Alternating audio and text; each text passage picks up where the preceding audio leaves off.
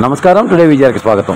అత్యంత పవిత్రమైన స్వయంభూ పుణ్యక్షేత్రంగా వెలిసి ఉన్న శ్రీ శ్రీ శ్రీ పెనుసిల లక్ష్మీ నరసింహస్వామి బ్రహ్మోత్సవాలు అత్యంత వైభవంగా నిర్వహించేందుకు రాష్ట్ర ప్రభుత్వం దిశానిర్దేశాలు చేస్తూ దేవాదాయ శాఖ మంత్రి ఆనం రామనారాయణ రెడ్డి, నియోజకవర్గ శాసనసభ్యులు Kurugonda Ramakrishna, festival committee chairman Chennu Tirupal Reddy, deputy commissioner ఇటీవల అధికారులతో బ్రహ్మోత్సవాల నిర్వహణపై సమీక్షా సమావేశం నిర్వహించి భక్తులకు ఎటువంటి ఇబ్బందులు ఎదురవకుండా చూడాలని ఆదేశించారు.